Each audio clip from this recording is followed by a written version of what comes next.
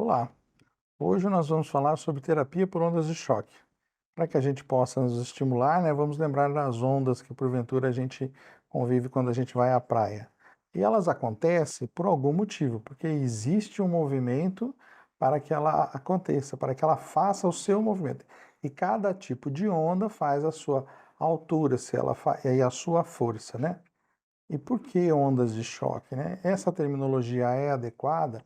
Essa terminologia é apropriada? É isso que a gente vai ver.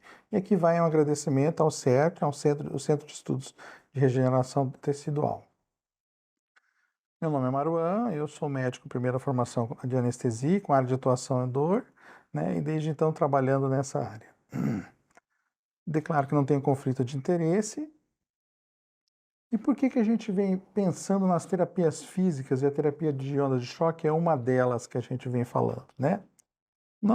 Desde a nossa formação, nós tivemos a terapia clínica como uma das técnicas de tratamento das diversas patologias, e sendo o tratamento clínico uma das ideias, e a farmacologia vem através dos tratamentos com medicamentos, e a terapia cirúrgica, a formação inicial desde então.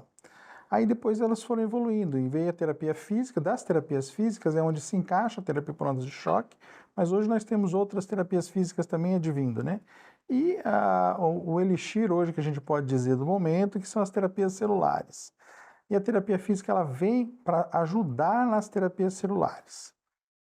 E por que as terapias por ondas de choque? Quais são os princípios físicos e biológicos da terapia por ondas de choque? Quais são as tecnologias disponíveis das terapias por ondas de choque? Quais as indicações clínicas que a gente pode utilizar? Quais as suas complicações e as suas contraindicações? Então, nós temos os princípios físicos e biológicos. Os físicos são a formação mecânica da onda e a sua força. Quando a gente observa nessa segunda imagem, em que há uma explosão, qualquer que seja ela, a gente observa a formação abaixo dela, dessa como se fosse uma bolha embaixo dela. E essa força dela, a explosão, ela acende, que é o que chama a atenção e nos causa, às vezes, a maior é, emoção de ver aquele movimento, né? Mas a gente não sabe, por vezes, o que está por baixo, por desconhecimento, né? Então, quais são os conceitos? O conceito de onda de choque, ela vem pela troca de pressão entre dois meios, entre o ar e a água, entre o meio sólido e líquido, entre o líquido e o gasoso, tá? Entre gerando fortes ondas de compressão e de tensão. A propagação difere pela densidade do líquido com ar, do ar com qualquer outro meio. Diferenças dos tecidos próprios líquidos geram forças diferentes de ondas. Relâmpagos, explosões, quebrar a barreira do som com um avião supersônico foi um grande diferencial, um divisor de águas que nos trouxe conhecimentos desde então. Como um raio que a gente vê também, ou que a gente por vezes não vê, mas o sente, né? E o que a gente, dentro do nosso dia a dia, o que a gente pode trazer para um exemplo claro de ondas de choque? Que é o que a gente definiu por enxergar. O que é o enxergar? É a detecção de uma onda de radiação eletromagnética, em que os nossos olhos captam essa radiação eletromagnética e transformam e são capazes de transformar isso numa imagem. E o que definimos por ouvir? É a detecção das ondas de compressão de ar dentro dos nossos ouvidos. Então, para vocês terem noção de que as ondas, os mecanismos físicos, fazem parte do nosso dia a dia, tá? Na nossa interpretação, da nossa captação junto ao meio e de nós para com o meio. Então, essa interação, ela é muito dinâmica, muitas vezes perceptível e outras vezes não tão perceptível. E da onde que veio a ideia da terapia dos ondas de choque dentro da sua evolução na história? Como usar no nosso dia a dia. Começou, na verdade, a citação de alguns momentos que são importantes, né? Em 84, com Haupt, que observa a aceleração da osteogênese em ratos. Em 88, com Volchanov e Mihailov, no tratamento da pseudoartrose com sucesso. Em 92, com Darmin e Lowy, no tratamento da tendinite calcária de ombro. E em 2001, no Brasil, com a fundação da Sociedade Médica Brasileira de Terapia de Ondas de Choque. Em 2003, com Wang e colaboradores, lançando mão de inúmeros trabalhos que mostram a eficácia e a eficiência da terapia por ondas de choque. Mas o que a gente pode dizer que são as ondas de choque, né? Como que começou-se a perceber a sua eficiência, a sua eficácia e os resultados delas perceptíveis? Elas começaram com mecanismos iguais, aparelhos iguais a esse, quando se usava esses aparelhos até então nas chamadas litíases renais, da destruição de pedras presentes dentro do arcabouço renal, e a partir dali observou-se que havia a formação de osso na região em que você tinha a agressão das ondas de choque. São estímulos extremamente grandes, a força utilizada nesses aparelhos é muito diferente dos aparelhos que utilizamos. Daí veio o aprendizado que nós não precisávamos utilizar forças tão grandes quanto a que esses aparelhos traziam. Mas é daí que veio o conhecimento de que que ele nos trouxe, por que formava a parte óssea, por que eventualmente nós tínhamos observação de que tinha um crescimento ósseo na região, tá? E hoje nós temos, de uma forma simplista, a divisão em duas tecnologias práticas, de fáceis aquisição e de relativamente fácil manipulação, utilização no dia a dia, que é a tecnologia da onda de choque focalizada e radial. A semântica de ondas de choque ela não é muito adequada, mas a gente utiliza essa denominação, ficou, e mais à frente nós vamos dar a devida explicação relacionada a isso. Então nós temos à esquerda a observação de que o aparelho de onda focalizada. E o que ele quer dizer com isso? Ele foca a energia num ponto, igual o feixe de luz abaixo, mostrando que ele tem um ponto de luz só. Então, toda a energia, o que eu quero com ondas de choque? Focar a energia. Eu quero aquela energia mecânica focada num ponto só. Por isso que ela é chamada focalizada. E à direita, eu tenho a onda dita radial. Então, na esquerda, o meu maior ponto vai ser naquele foco de energia. E na radial, que é a esquerda, o meu maior ponto de energia vai ser no contato com a pele. E a partir daí, ele vai perdendo essa força conforme a distância vai aumentando. Igual na imagem abaixo que mostra a luz. O maior foco de luz é onde? No início da projeção da luz. E aí a luz vai ficando mais fraca, tá? Então, se a gente pudesse fazer uma analogia, é como se eu tivesse os dois funis. Então, de cima para baixo, eu tenho o aparelho em cima, aqui focando a energia num ponto só. E o que eu quero nesse ponto? Eu vou ter a maior energia possível aplicada. E ao aplicar nesse ponto, eu vou ter a possibilidade de ter a energia na maior intensidade possível e daí abstrair disso o maior resultado que eu quero, tá?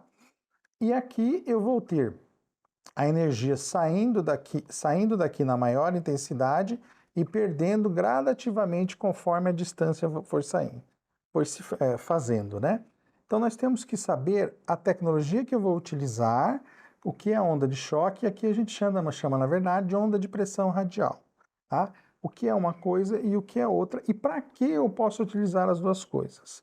As duas coisas são a mesma, são o mesmo aparelho, são a mesma tecnologia, utiliza-se da mesma forma? Não, não necessariamente. Tá? Então, voltando, quando eu utilizo as duas tecnologias, eu tenho que lembrar que o pico da primeira aplicação ela pode perdurar por até 8 semanas, segundo inúmeros trabalhos mostrando isso. Então, eu posso ter o resultado. Então, nada vai ser imediato quando eu falo em terapias de ondas de choque. E qual o tempo de duração do estímulo de uma aplicação? ela pode durar até 12 semanas. Então, isso eu tenho que saber que nada no tratamento de terapia de ondas de choque, nada vai ser imediato.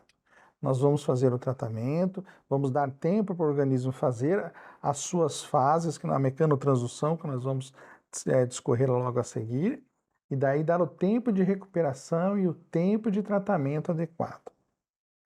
Então, só reforçando, nós temos aqui um aparelho no seu demonstrativo, que é um aparelho de onda radial, em que ele mostra um aparelho balístico, ele faz uma pressão e a sua maior intensidade, a sua maior força está no seu contato com a pele.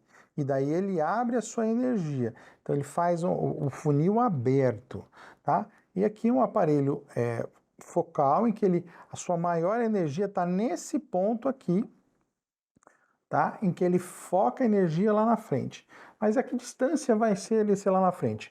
Aí depende do que eu programar, do que eu utilizar, porque hoje eu posso usar, eu tenho mecanismos dependendo da marca do aparelho, do que eu puder aproximar ou a distância que eu quiser, dentro de um máximo e um mínimo, óbvio, para poder focar melhor esse ponto, tá? Então, eu tenho nas tecnologias disponíveis dentro de ondas de choque o gerador eletrohidráulico, o gerador eletromagnético e o gerador piezoelétrico. E o que eu tenho com isso? Qual que é a diferença? A gente pode se dizer que a gente pode até comparar, porque são tecnologias que a gente teria alguma similaridade na sua produção. Mas eles são produzidos com agentes diferentes. Então, eles produzem o seu ponto ele é diferente um do outro. Pode-se dizer que o piezoelétrico tem um foco um pouco menor, então ele é um pouco mais assertivo. Então ele sendo um pouco mais assertivo, ele é um pouco menor, a sua margem, o seu ponto mais distante é menor. E a gente classifica os três a gente classifica em baixa energia, média energia e alta energia. Isso é bastante controverso, depende da literatura. Há autores que usam as classificações e os parâmetros um pouco diferentes. Aqui eu vou citar uma classificação, mas aí depende da literatura e depende de como você for trabalhar, a sua referência que você vai utilizar. Então hoje você pode considerar baixa energia como menor que 0,08 milijoules por milímetros cúbicos, para utilização em pele, em tendinopatias superficiais e trigger points superficiais. Média energia de 0,8 a 0,28 milijoules por milímetros quadrados, em tendinopatias mais profundas e calcificações e trigger points mais profundos. E alta energia acima de 0,28 milijoules por milímetros quadrados para patologias ósseas como pseudoartrose e osteonecrose, por exemplo, de cabeça de fêmur secundária a várias situações, entre elas o uso de corticoides, por exemplo. Tá?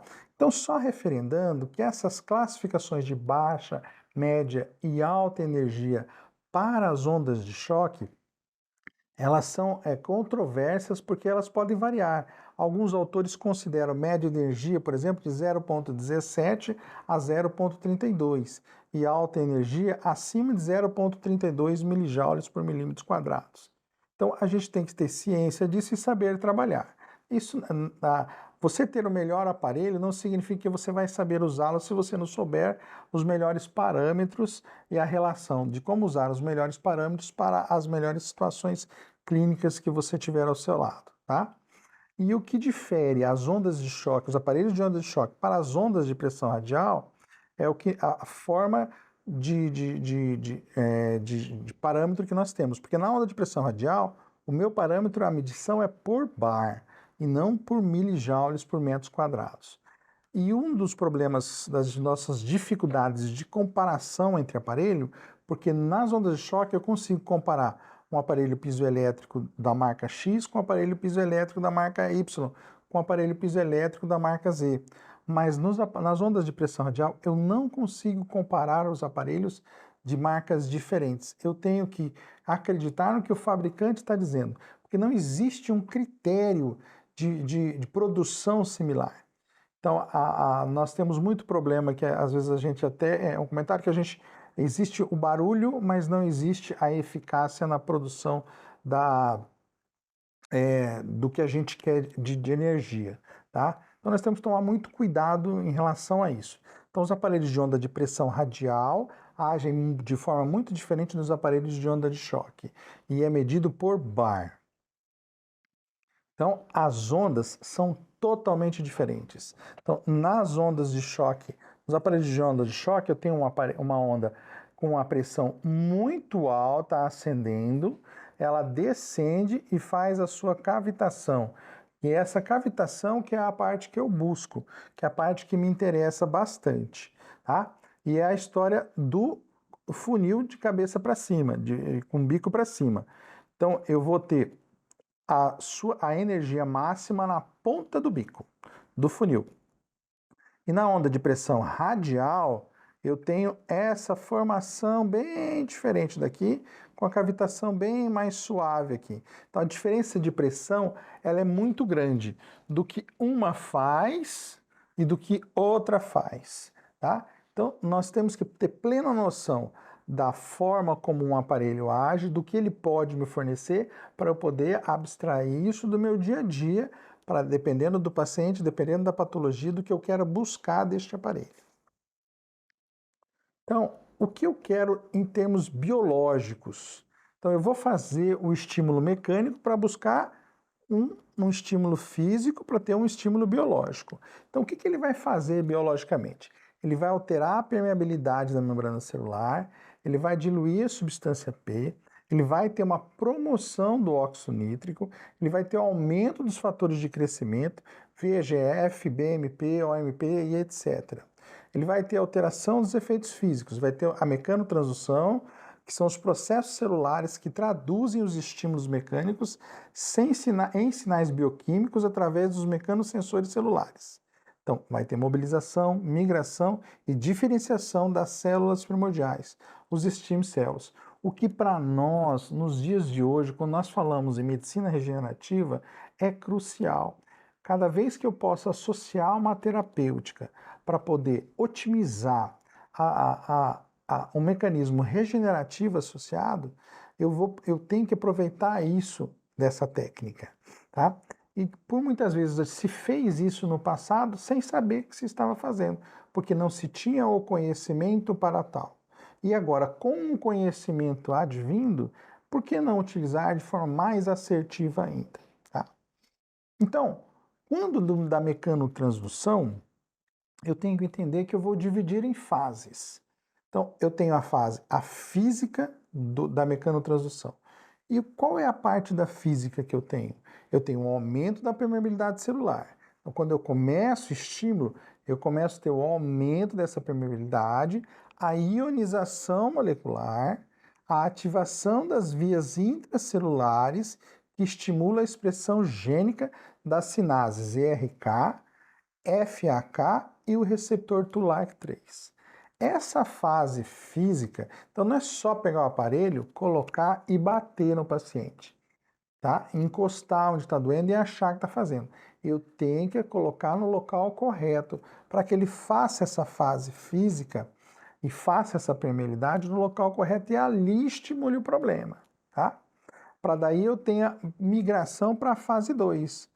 Nessa fase 2, eu vou ter o quê? A fase físico-química, a ativação dos fatores de transcrição.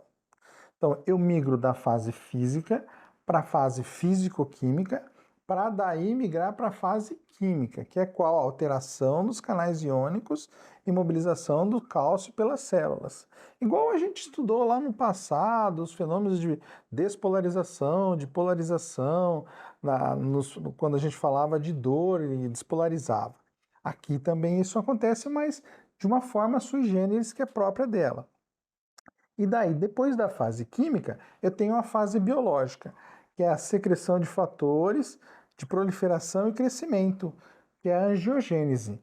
Aí, dentro dessa angiogênese, eu vou ter um efeito anti-inflamatório, e além do efeito anti-inflamatório, a cura das fraturas, tá? E é só as fraturas? E aí acabou o problema? Não, nós estamos falando da parte óssea, mas isso vale hoje para os chamados tecidos moles também.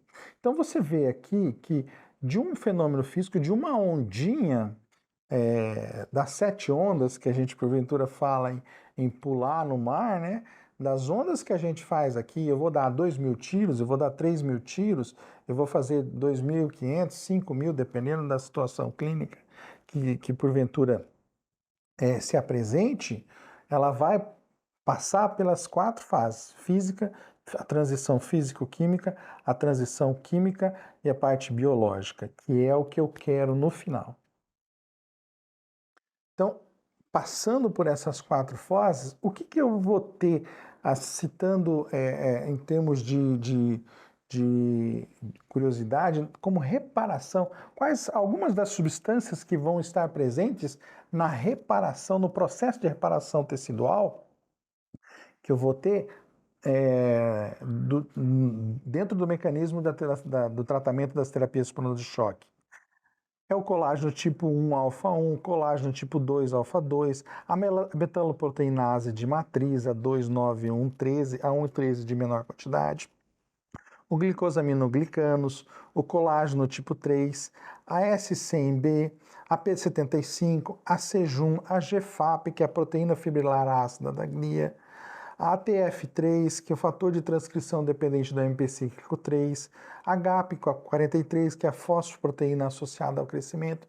Então aqui a gente percebe que nós temos a descrição já referendada de algumas substâncias que fazem parte da reparação tecidual. Eu estou citando aqui só algumas das substâncias da reparação tecidual. Não estou falando, nem estou entrando no mérito dos fatores de condroproteção que existe, dos outros fatores que estão presentes de todo o processo celular que existe, biológico que existe dentro do contexto da transição, da mecanotransdução para a função final que eu quero. Então, quando a gente vem da energia física para a resposta biológica, estimulando o óxido nítrico sintetase endotelial e neuronal, o fator de crescimento do endotélio vascular, o antígeno nuclear de proliferação celular, e eu vou ter a neovascularização, eu vou agir fortemente nessa parte aqui. E é algo que até então a gente não sabia. Isso é relativamente recente. Em ciência nós consideramos recente 10, 15, 20 anos. E a melhora do suprimento sanguíneo. E aí vou ter o processo de reparação. Antigamente a gente via que a terapia de ondas de choque era basicamente reparação óssea. E aí a gente aprendeu com o tempo que não é só óssea. A gente viu que tem reparação tecidual e tem reparação tendínea também. E o que chamou muito a atenção, a reparação tendínea, no processo de reparação tendínea e tecidual, ela é tão eficaz quanto a reparação óssea. É só a gente saber usar de forma adequada, na dose adequada, na potência adequada. Se eu usar demais e potência demais, eu posso fazer uma necrose, que é o que eu não quero nessas situações. Então, só batendo na tecla, né? Qual é o pico da primeira aplicação? 1 semana, 3 dias, 4 dias, 5 semanas, 8 semanas? Os trabalhos mostram que podem perdurar por até 8 semanas. E qual o tempo de duração do estímulo de uma única aplicação? Tá? 8 a 12 semanas. Porque ele tem aqueles 4 mecanismos. Nós temos o mecanismo físico, o mecanismo físico-químico, o mecanismo químico e depois o mecanismo biológico. Tá? Então, eu tenho que entender que nas terapias de ondas de choque eu vou ter os 4 mecanismos com a mecanotransdução. Tá? E quais as indicações clínicas das patologias das patologias? Nós temos as indicações no ombro, cotovelo, quadril, joelho, coluna vertebral. E hoje, cada vez mais, as indicações elas vêm se ampliando. Porque, como eu disse, antigamente era bem restrita na parte óssea. E como em alguns serviços, inclusive antigamente, basicamente se fazia sob anestesia geral, porque o estímulo era muito grande e acreditava-se que você tinha que dar a maior intensidade possível e numa frequência muito alta, numa potência muito alta. E se aprendeu que não é bem assim. Hoje você não precisa disso. E hoje, na verdade, a sedação e a anestesia para a realização de procedimentos é questionável. até contraindicado, né? No mínimo controverso, tá? Então, hoje você consegue fazer as indicações, elas se tornaram muito mais amplas, saíram do mundo das patologias ósseas para as patologias as mais diversas possíveis. Então, você tem na tendinopatia calcária do ombro, nas tendinopatias não calcificadas do ombro, na capsulite adesiva, na epicondilite lateral, considerado um dos padrões ORES, na epicondilite medial, já com as suas controvérsias, na síndrome trocantérica, na região peritrocantérica, na osteonecrose, síndrome do edema medular, na tendinopatia patelar, na tendinopatia da pata de ganso, síndrome do estresse tibial, osteocondrite dissecante de joelho, síndrome do edema da medula óssea, osteoartrite de joelho, dissecante de joelho, a doença de Osgood-Schlatter, os pontos ativos, pontos latentes, a síndrome facial, né? Toda a coluna cervical, torácica e lombar, com cuidado com o pulmão, esse que sempre foi um clássico no passado, continua todos os cuidados. Na coluna cervical, o ponto de corte é de C3 para baixo, por causa dos riscos que podem acontecer. Na região da sacra ilíaca, as respostas costumam ser bem satisfatórias. E na região que tem edema ósseo, costuma responder bem. Mas você pode, as patologias urológicas vêm tido resultados bastante interessantes, tá? Na dermatologia vem sendo utilizado com resultados bastante interessantes, trabalhos bem interessantes. Nas feridas vem sendo utilizados com resultados muito interessantes, bastante práticos, com intensidades bem diferentes. Aqui não vou me deleitar na indicação, na quantidade nem na intensidade, né? Nos parâmetros em si, mas só vou citar as indicações clínicas, isso cabe para um outro momento, porque é muito adverso. Enfim, o mundo para a terapia de choque se abriu muito na última década e vai continuar se ampliando muito mais, à luz dos conhecimentos do perfil biológico que ela pode chegar a ter, principalmente essa parte regenerativa, tá? E as complicações? Temos complicações? Temos. Nem tudo é a oitava maravilha do mundo e que não tenhamos nenhum risco, né? Tudo tem risco. Tem o seu contraponto. E qual é o contraponto? Quais são as complicações? Podemos ter hematoma, podemos ter desmaios por uma reação vago-vagal, ou até por um estímulo inadequado de estímulo inadvertido de alguma região inadequada, por realização própria da onda de choque, né? Lipotímias, tosse, zumbido, quando você tem acima do nível de C3, você invariavelmente vai ter zumbido, parestesias, pneumotóricos pode acontecer, fístula helicórica, algum relato na literatura, crise convulsiva também, rompimento do tendão de Aquiles é uma grande discussão, fasciite plantar é uma indicação clássica de terapia de onda de choque e uma das descrições que tem de rompimento de tendão a de se ressaltar é pós-manipulação, né? Você deve respeitar o momento da realização e saber a indicação própria das terapias por ondas de choque. Tá? Então, se você, por exemplo, optou por infiltrar ou o paciente já veio, você tem que respeitar o tempo, saber o que foi feito, quando foi feito e quanto tempo depois você vai indicar a terapia por choque. Terapia de choque, invariavelmente, é uma terapia para uso em pacientes de médio a longo prazo. Pacientes não tem muita indicação para procedimentos agudos, tá? Então a gente tem que tomar cuidado nas indicações. Invariavelmente as complicações acontecem por indicações inadequadas, tá? Então temos que ter os cuidados relacionados a isso. E em relação às contraindicações? Em relação às contraindicações, a gente tem algumas muito importantes, né? Mulheres em período gestacional, há vários pormenores e a gente tem que ter os cuidados relacionados a isso, tá? Então, constitui uma contraindicação. Há alguma seara de que em patologias longe do abdômen podem ser feitas, mas a gente tem que pesar muito bem na balança, tá? Pacientes com tumores, eles constituem contraindicação, até pelo perfil regenerativo, então pode ser um estímulo para as células tumorais, tá?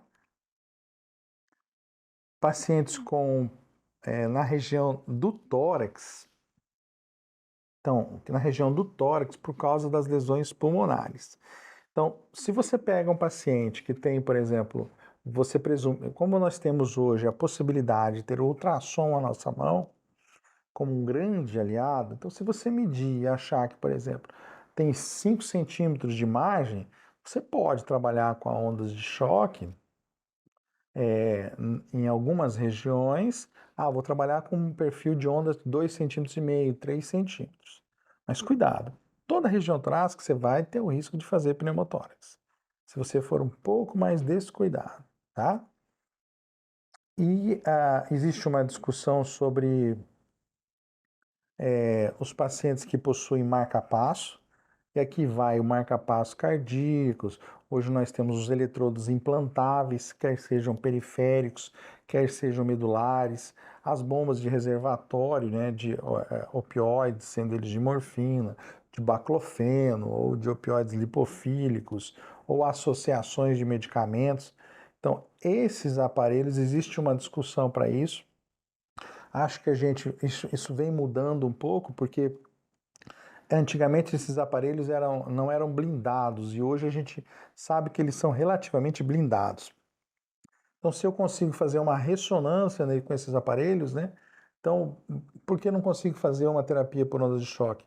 Então, são questionamentos, contraindicações que no passado eram absolutas e hoje a gente vem repensando, demonstrando que a gente pode mudar, porque os tempos mudaram, os aparelhos mudaram, os nossos aparelhos mudaram e os aparelhos implantados também mudaram, tá?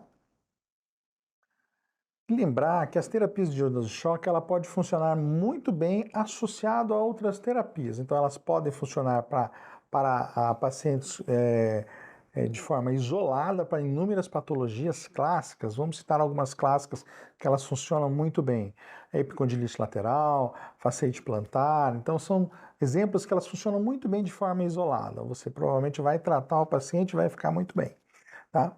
Mas em algumas outras patologias ela pode também ser associada para como utilizar como coadjuvante de forma muito interessante, tá? Então, associações com laser, associações com o CIS, com algumas outras terapias infiltrativas, tá? Lembrando que você, por exemplo, certa vez eu vi alguém falar, não, eu vou fazer uma terapia com isso, com A, e depois eu vou fazer onda de choque. Quando você for associar, você tem que entender qual sequência que você vai colocar a onda de choque, tá? Então, colocar por colocar também não adianta, tá? E é isso aí, gente. Eu queria agradecer mais uma vez o convite do CERT e espero que tenham entendido a ideia de que as terapias para ondas de choque, conforme a semântica, nós temos duas linhas. Ondas de choque focal e as ondas de pressão radial são duas linhas bem diferentes. Obrigado a todos.